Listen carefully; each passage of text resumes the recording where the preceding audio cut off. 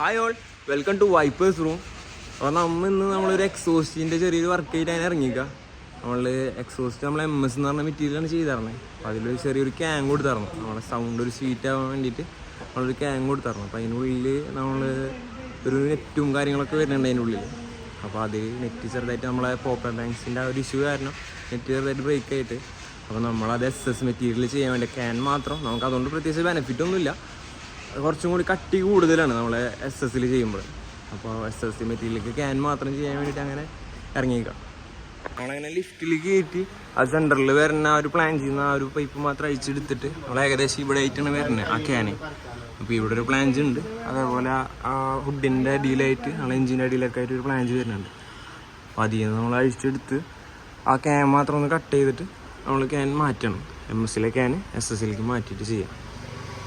അപ്പോൾ ഇതാണ് നമ്മൾ ആദ്യത്തെ ക്യാന്.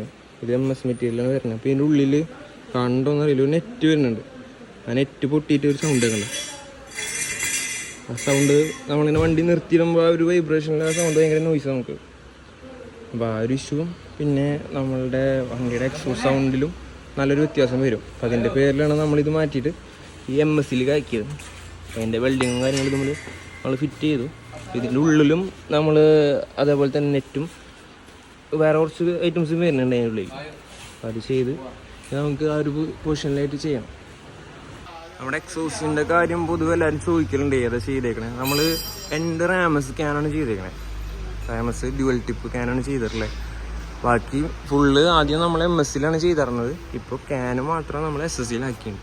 ഇതിൻ്റെ ഉള്ളിൽ സെറാമിക് ബോളും അതേപോലെ നെറ്റും കാര്യങ്ങളാണ് വരുന്നത്. അപ്പോൾ അത് സെറ്റ് ചെയ്തുകൊണ്ടുള്ളൊരു ഗുണം എന്ന് പറഞ്ഞാൽ നമ്മളെ സൗണ്ട് കുറച്ച് ബാസായിരിക്കും, അതുപോലെ ആ ഒരു വെറുപ്പീര് സൗണ്ട് ഉണ്ടാവില്ല. അതിൻ്റെ പേരിലാണ് ആ ക്യാങ് കൊടുത്ത് ചെയ്യണത്. ചിലവർ അത് 2 ക്യാങ് കൊടുത്ത് ചെയ്യും. അപ്പോൾ കുറച്ചും കൂടി അത്ര ലൗഡ് നിൽക്കുന്നത് കുറച്ചും കൂടി കുറയും. നമുക്കൊരു ക്യാൻ്റെ ഒരാവശ്യം വരണുള്ളൂ. അപ്പോൾ നമുക്കതിന് ഫിറ്റിങ്ങും കാര്യങ്ങളൊക്കെ കഴിഞ്ഞിട്ട് നമുക്ക് ആ ഒരു സൗണ്ട് നോക്കാം എങ്ങനെയുണ്ട്, നമ്മൾ ചെയ്തതിലുള്ള ഓക്കെ ആണോ എന്നുള്ളതൊന്ന് ഫിറ്റ് ചെയ്തതിന് ശേഷം നമുക്ക് ഞാൻ എക്സോസിനോട്ടൊന്ന് കേൾപ്പിച്ച് തരാം.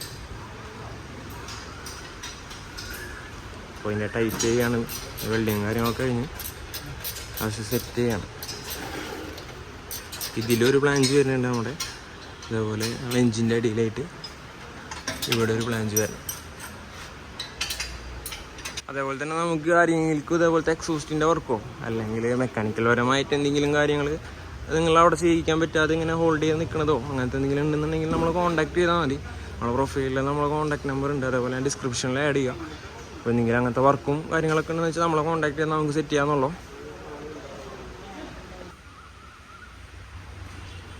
പരിപാടിയൊക്കെ കഴിഞ്ഞ് ജസ്റ്റ് ലിഫ്റ്റിൽ നിന്ന് ഇറക്കി സ്റ്റാർട്ട് ചെയ്ത് നോക്കണം എവിടെയെങ്കിലും ലീക്ക് കാര്യങ്ങളുണ്ടോയെന്നും അതുപോലെ നമ്മളെ സൗണ്ടിൻ്റെ ഇത് നോക്കണം.